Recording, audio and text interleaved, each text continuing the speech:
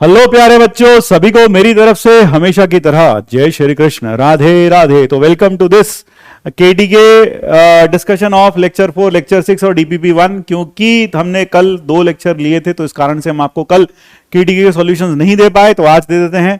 तो चलिए आइए शुरुआत करते हैं केटीके के साथ पहले, और फिर डीपीपी भी देख लेंगे। यह केटीके 2, कई सारे बच्चों ने इसे किया, साइक्लिक डिटर्मिनेंट मानकर फिर इसकी पूरी वैल्यू निकाली।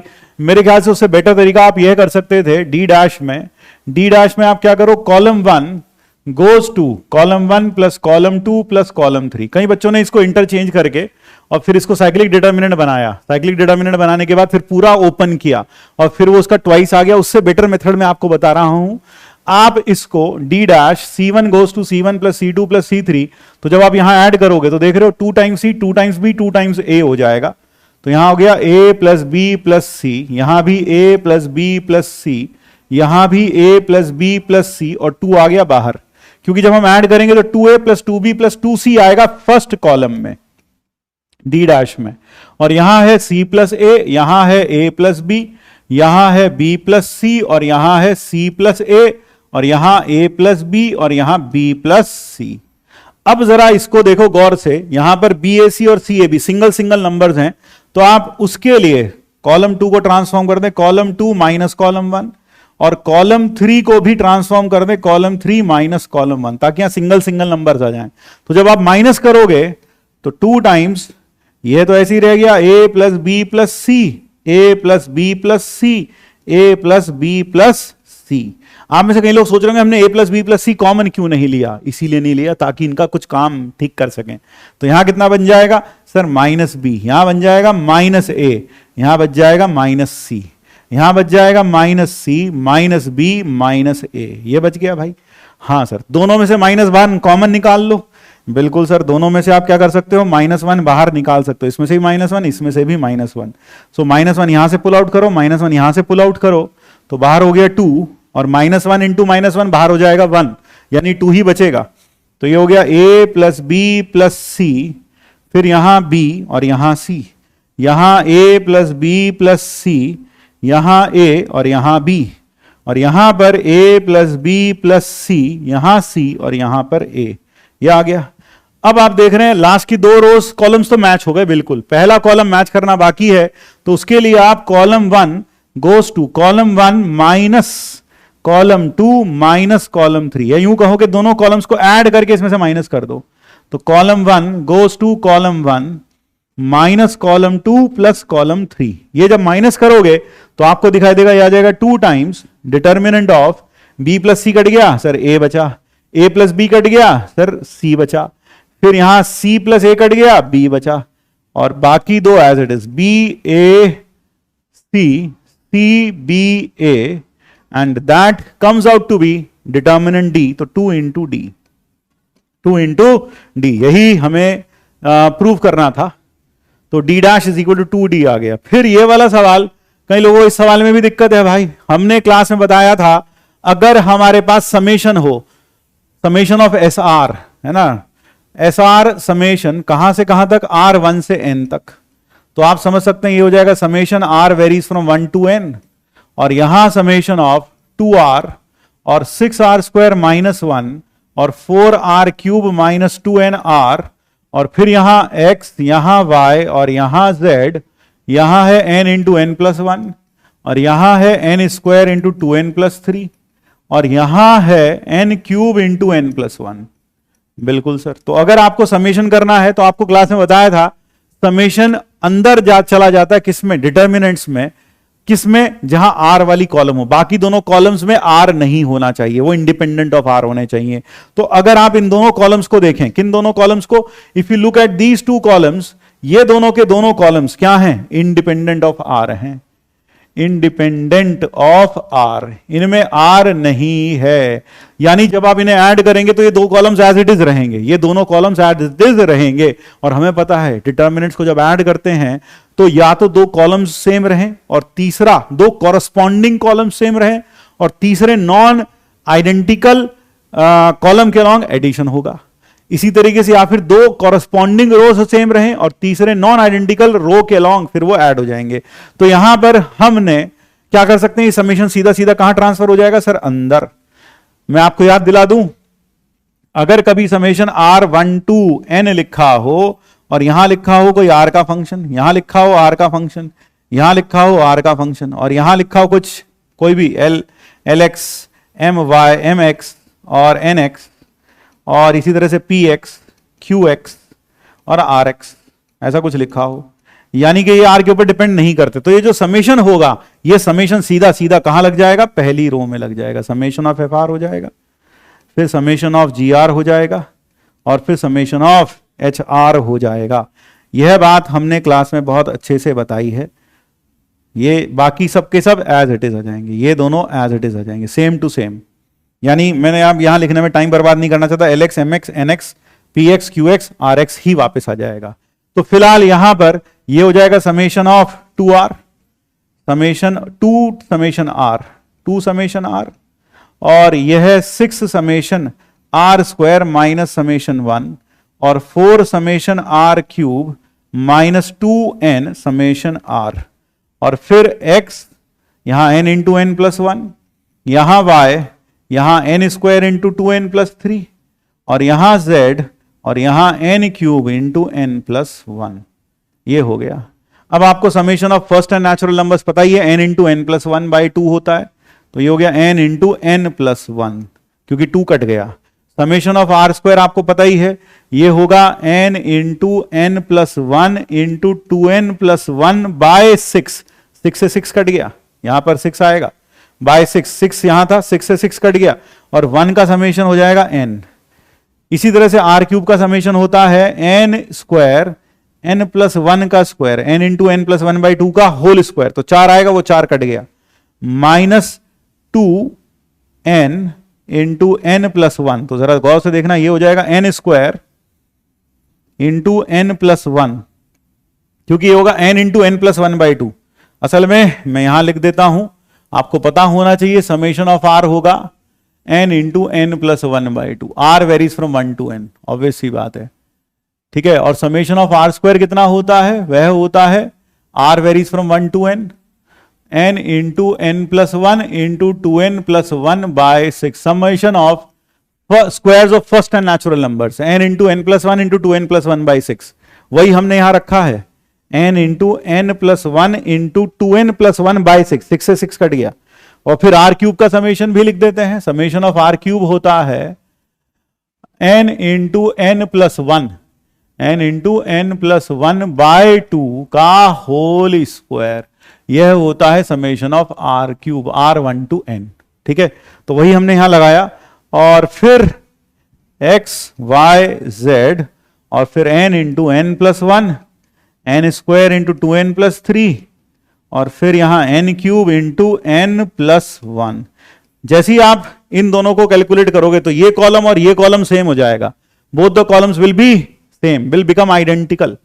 ये तो दिख ही रहा है बराबर है, इसमें से N कॉमन ले लो तो यही आ जाएगा जो लिखा हुआ है, तो आप पाएंगे दोनों कॉलम्स आइडेंटिकल हो जाएंगे। तो वैल्यू कितनी आ जाएगी, वैल्यू मेरे ख्याल से आ जाएगी 0, वैल्यू आ जाएगी 0, तो it is independent of X, Y and N, तो आंसर D आ जाएगा, answer will be D in this case. तो आप ये कैलकुलेट कर लेना, आपको दिख ही रहा है ये दोनों आइडेंटिकल हैं, ये दोनों भी आइडेंटिकल दिखाई दे जाएंगे आपको, ठीक है ना।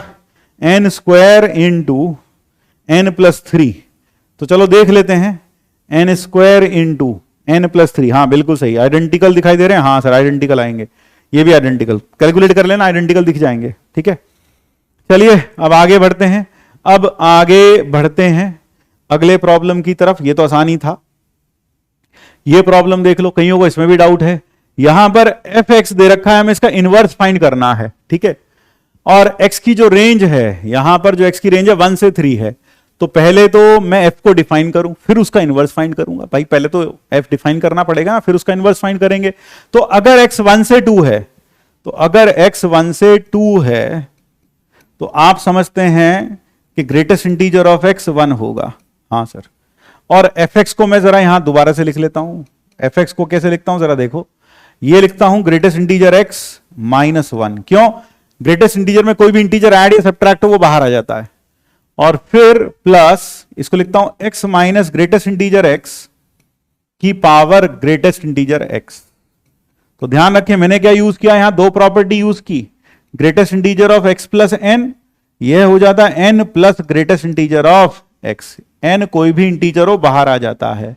फिर इसी तरीके से फ्रैक्शनल ऑफ x होता है x minus greatest integer of x, ये दो प्रॉपर्टी मैंने यहां यूज की। अब अगर x 1 से 2 के बीच में है तो ग्रेटेस्ट इंटीजर 1 होगा, तो इसका मतलब उस वक्त fx बन जाएगा 1 माइनस 1 x माइनस 1 की पावर 1 यानी कि x माइनस 1। और अगर x 2 से 3 है, 2 से 3, क्योंकि मुझे पता है ग्रेटेस्ट इंटीजर की वैल्यू 1 कब होगी, 1 से लेकर 2 के बीच में, 1 क्लोज से 2 ओपन, लेकिन 1 पर तो यहां ओपन लगा इसलिए मैंने यहां पर 1 पर ओपन ही लगाया, तो 1 से 2 ओपन ये वैल्यू होगी 1, और 2 से 3 greatest integer of x will become 2, so this implies fx बराबर 2 माइनस 1 प्लस x माइनस 2 का होल स्क्वायर यानी कि x माइनस 2 का होल स्क्वायर प्लस 1। जी सर ये आ गया, यानी अब मैं कह सकता हूं कि fx क्या बन गया सर, fx बन गया x माइनस 1 अगर x 1 से 2 है, और अगर x 2 से 3 है तो उस केस में बन गया x माइनस 2 का whole square plus 1, x minus 2 का होल स्क्वायर प्लस 1। अब क्या करें, इनवर्स फाइंड करने के लिए आपको पता था y बराबर fx रखते हैं, हाँ सर, तो y बराबर x माइनस 1 रख लो, हाँ सर, और y बराबर x माइनस 2 रख लो होल स्क्वायर। जब x 1 से 2 है तो आप समझ जाएं कि y कहां से कहां तक होगा, x है 1 से 2 तो x माइनस 1, x है 1 से 2 तो x माइनस 1 होगा 0 से 1, यानी और यही क्या है y, तो मैं कह सकता हूं इस केस में y की वैल्यू होगी 0 से 1। और यहां पर इस केस में अब दोबारा से देखो x माइनस 2 कहां से कहां तक होगा सर, x माइनस 2 होगा माइनस 1 से 0, माइनस 1 से 0, माइनस 1 से 0। जब x 1 से 2 होगा, 2 से 3, 2 से 3 सॉरी 2 से 3, जब x होगा 2 से 3, क्योंकि हमने यहां पर y की रेंज तो लिख ली, हाँ सर ये हो गया y, तो y 0 से 1, और यहां y क्या होगा वो देखते हैं। तो अगर x 2 से 3 है तो फिर x की रेंज, x माइनस 2 की रेंज क्या होगी, x माइनस 2 होगा, क्योंकि मैं ऐसा क्यों कर रहे हैं, सवाल उठता है ऐसा क्यों कर रहे हैं, क्योंकि अब मैं x की वैल्यू निकालूंगा y की टर्म में। आप पहले ये छोड़ दो, चलो ये मत लिखो, अभी थोड़ा कंफ्यूजन हो सकता है किसी को हो, तो आप सिर्फ अभी ये लिख लो। अब क्या करो सर, x की वैल्यू निकालो y की टर्म में, तो x बराबर क्या आ गया y प्लस 1, और यहां से x क्या आ गया सर, x आ गया x माइनस 2 बराबर y minus 1 plus minus root, हाँ सर ये आया, तो x बराबर 2 plus minus root y minus 1, हाँ सर। अब x क्या है, 2 से बड़ा है तो प्लस लेंगे कि माइनस, सर 2 से बड़ा है तो प्लस लेंगे, यानी कि x हो गया 2 plus root x y minus 1, क्यों, because x greater than equal to 2, x कहां है 2 से 3 के बीच में है तो 2 से बड़ा है, हाँ सर। अब आपको पता था जैसी x की वैल्यू आ जाती है y की टर्म में, x की वैल्यू क्या आ गई y की टर्म में सर, एक तो ये आ गई और एक ये आ गई। अब मैं वो वैल्यू भी बताऊंगा आपको क्यों यूज कर रहे हैं, ठीक है। हाँ तो क्या करते हैं सर, x की जगह लिख देते हैं f इनवर्स x, और y की जगह लिख देते हैं हम x, तो क्या लिखें x प्लस 1, और फिर क्या लिखें 2 प्लस रूट x माइनस 1। लेकिन यहां रेंज किसकी आएगी सर, इस x की, या रेंज किसकी आएगी इस x की, लेकिन वो x कौन था सर, इस y को तो हमने x रखा, तो किसकी रेंज लिखूंगा y की, यानी कि इसलिए मैं कह रहा था यहां पर आपको y की रेंज की जरूरत पड़ेगी। तो यहां पर y क्या होगा सर, y बिलोंग्स टू 0 से 1, हाँ तो y की जगह आपने यहां x रखा तो यहां आ गया x बिलोंग्स टू 0 से 1, हाँ सर ये समझ में आया।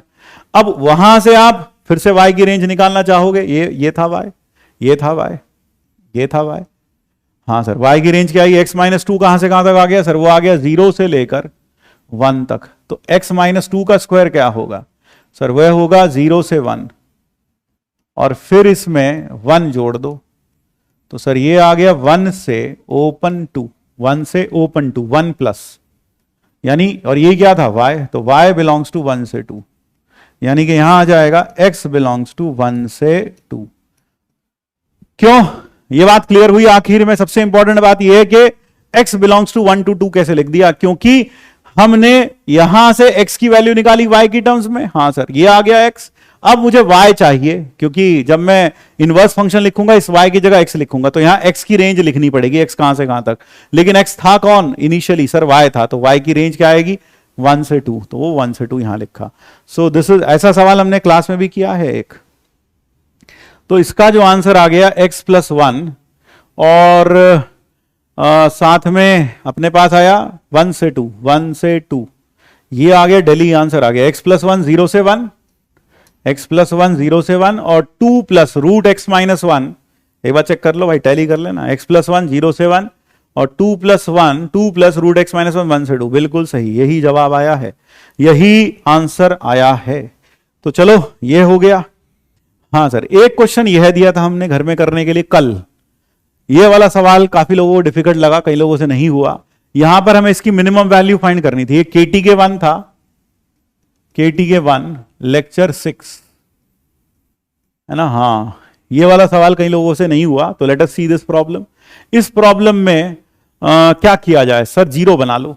जीरो कैसे बनाए सर? ये 2 2 2 दिख रहा है, 2 तो बाहर निकाल लो पहले ही। तो x 1 - 3 1 1 1 1/x - 1 0 और हाफ, ये आ गया। एक जीरो और बना लो, तो क्या करें सर? ये माइनस कर देते हैं, यानी कि ये fx है।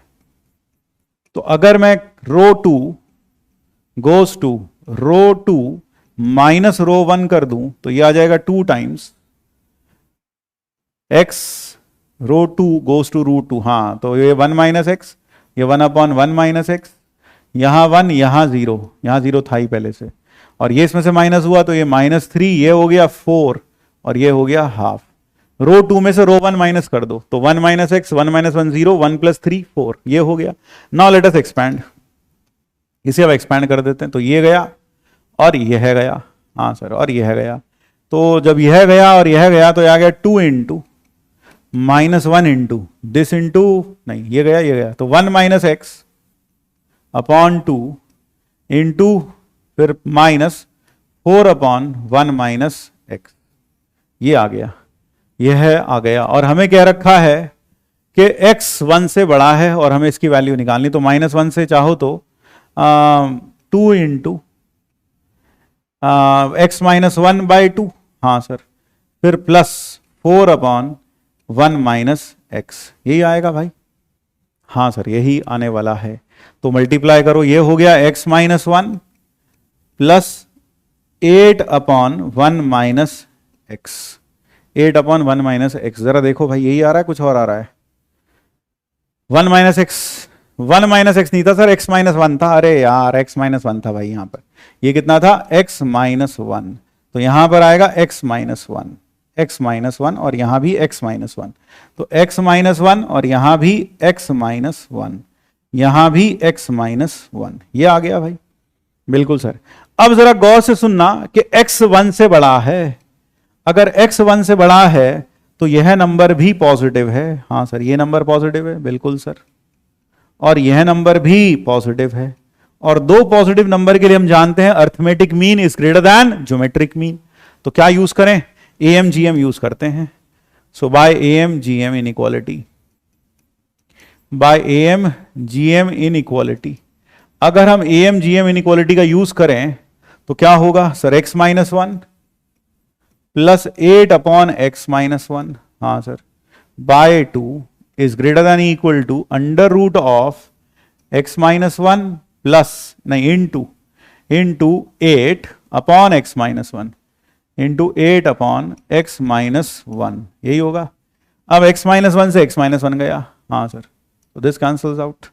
तो आपके पास आया, तो आपके पास क्या आ गया सर? ये आ गया 8/, ये क्लियर हुआ? जरा अच्छे से देख लो भाई, एक बार अच्छे से देख लो। 3 - 3 यहां 2 कॉमन ले लिया था हमने सर, ये आ गया 8/x - 1, 8/x - 1 √8 2 √2। एक बार अच्छे से देखना यार, एक बार अच्छे से देखो, हमने कहीं कभी कैलकुलेशन एरर तो नहीं किया है सर? 1x/1 1/x - 1, ठीक है सर।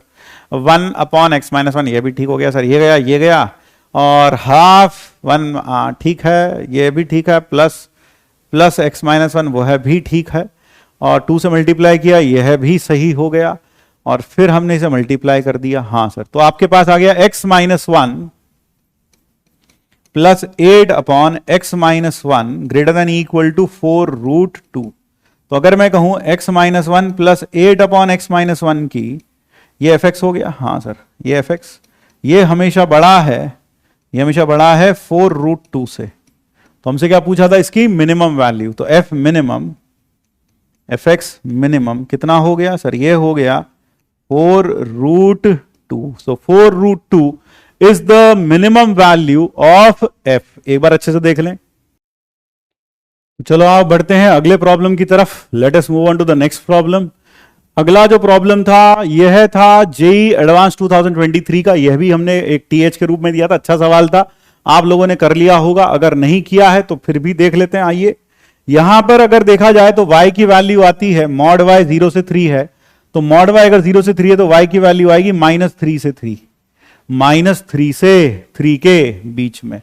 मॉड y अगर 0 से 3 है, यानी कि y की दूरी, आपको पता होगा मॉड का मतलब होता है और 0 से दूरी, 0 से दूरी जो है वो 3 से छोटी है और 0 से बड़ी है। तो ऑब्वियस सी बात है, या तो यहां होगा या फिर यहां होगा।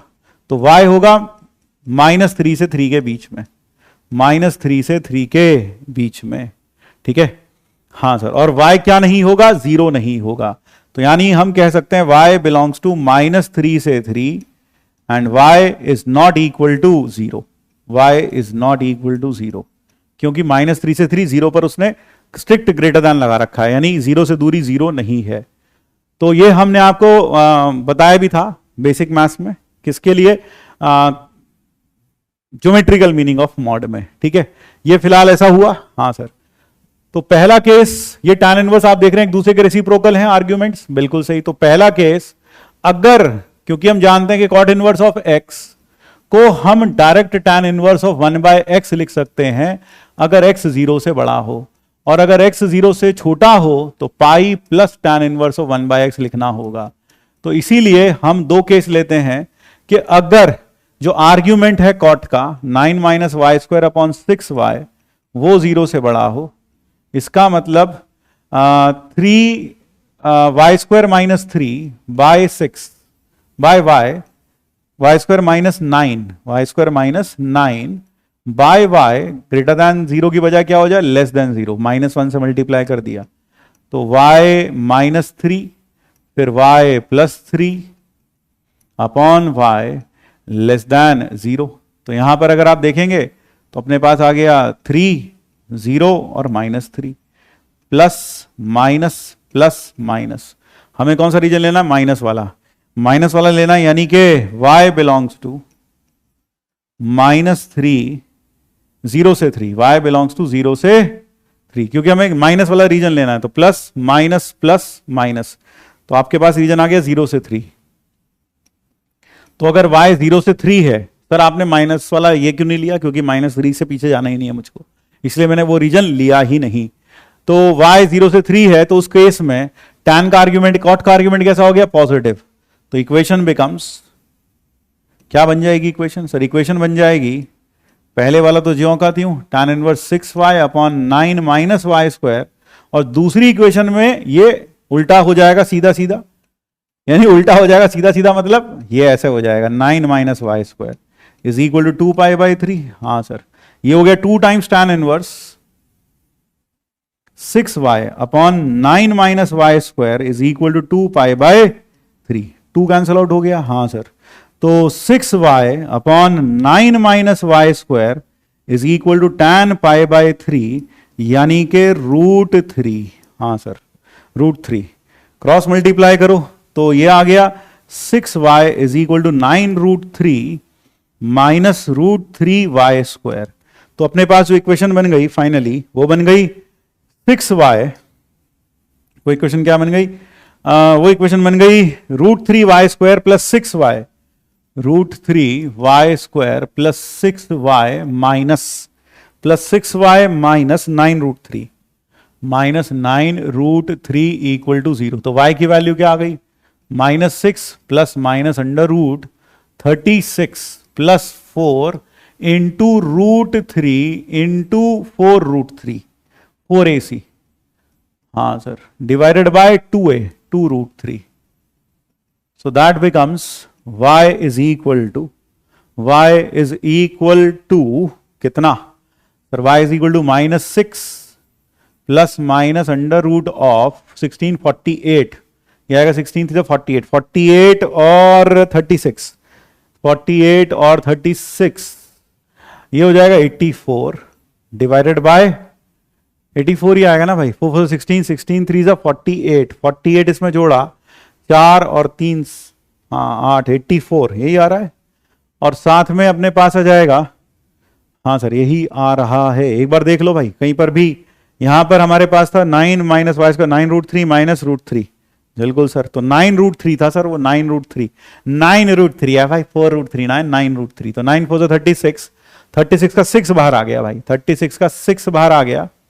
हाँ सर 36 का क्या बाहर आ गया? ये देख रहे हो 9, ये आपको दिख रहा होगा. यहां पर क्या दिख रहा है? यहां पर अगर आप देखोगे तो आपको दिख रहा है ये 3, हाँ सर, और ये 9 इंटू 4 36, तो 36 तो बाहर आ गया. 36 का बाहर गया 6 और यहां बच गया 1 प्लस 4 3, ये बच गया डिवाइडेड बाय 2√3. तो ये हो गया -6 प्लस -12 बाय 2√3. तो ये हो गया y इक्वल टू 6 -18 अपॉन 2√3 और एक हो गया 6 अपॉन 2√3. तो y की वैल्यू आ गई 2 9 -9 यानी -3√3 और एक आ गया √3. अब जो पेरेंट कंडीशन थी, पेरेंट कंडीशन क्या थी सर? y बिलोंग्स टू 0 से 3. तो y बिलोंग्स टू 0 से 3, इसका मतलब क्या हुआ? ये रिजेक्ट हो गया और यह एक्सेप्ट हो गया. अब आते हैं केस 2 पर. केस 2 क्या होगा? केस 2 होगा अगर 9 minus y square upon 6y less than 0 हो. लेस देन 0, हाँ सर, अगर ये लेस देन 0 हो तो फिर यहां पर लेस देन 0 तो ये ग्रेटर देन 0 वाला रीजन आएगा, यानी 3 से इंफिनिटी और -3 से 0, है ना. हाँ सर, यानी कि ये ऐसे लिखेंगे y square -9 upon y greater than 0. इसका मतलब जो पिछले वाला चार्ट है वही काम आ जाएगा. हाँ सर, क्योंकि उसमें भी तो ये लिखा था. हाँ सर, तो कौन सा रीजन लेंगे? वहां लेंगे अपन लोग लेस देन 0 ग्रेटर देन 0 वाला. देख लो कौन सा रीजन लेंगे? ग्रेटर देन 0 वाला. ग्रेटर देन 0 वाले में कौन सा रीजन आएगा सर? वो आ गया -3 से 0. तो y बिलोंग्स टू -3 से 0. तो इक्वेशन बिकम्स, क्या बन जाएगी इक्वेशन? अब जरा देखो सर. अब कॉट इनवर्स के अंदर वाली जो क्वांटिटी है वो नेगेटिव है, और जब वो नेगेटिव है तो वो कैसे खुलेगा? Pi plus tan inverse 1/x, यानी कि पहले वाला तो यूं ज्यों का त्यों tan inverse 6y upon 9 minus y square. दूसरे वाला खुलेगा pi plus tan inverse 6y upon 9 minus y square equal to 2π/3. इसको उठा के उधर ले जाओ तो 2 tan inverse 6y upon 9 minus y square is equal to -π/3 -π/3. हाँ सर, यही हुआ. 2 से डिवाइड कर दो तो ये हो गया tan inverse 6y upon 9 minus y square is equal to -π/6. अब tan इनवर्स हटा दो तो क्या आ जाएगा? 6y upon 9 minus y square is equal to -1/√3, क्योंकि tan ऑफ -30 डिग्री होगा -1/√3. अब इसे क्रॉस मल्टीप्लाई कर लो. तो जब आप इसे क्रॉस मल्टीप्लाई करोगे तो ये हो जाएगा 6y√3 is equal to y square -9. तो y square -6√3y -9 is equal to 0. तो y is equal to 6√3 plus minus b square 108 plus 36/2.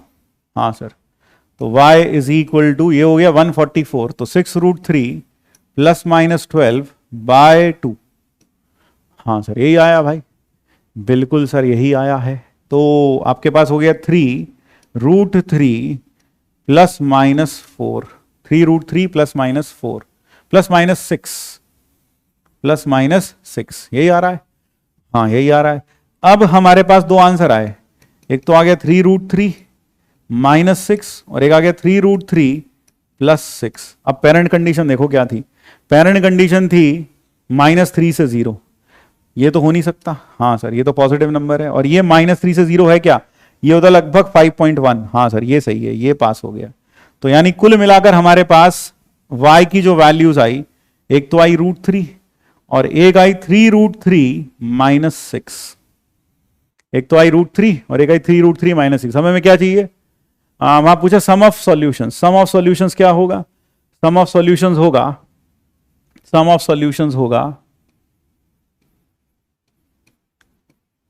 4√3 -6, so that is the answer, 4√3 -6। तो Calcutta is the correct answer in this case. So that is all। और ये लक्ष्य में जो पहली DPP थी मेरे ख्याल से बहुत आसान है, इसमें कुछ बताने लायक इतना है नहीं, ये स्टैंडर्ड डिटर्मिनेंट है। और पहला जो डिटर्मिनेंट है आपको मालूम होना चाहिए कि x² + x + 1 के जो रूट्स होते हैं वो होते हैं ओमेगा और ओमेगा²। ओमेगा होता है -1 -√3 आयोटा प्लस √3 आयोटा बाई 2, और ओमेगा² हो जाता है -1 -√3 आयोटा बाय 2।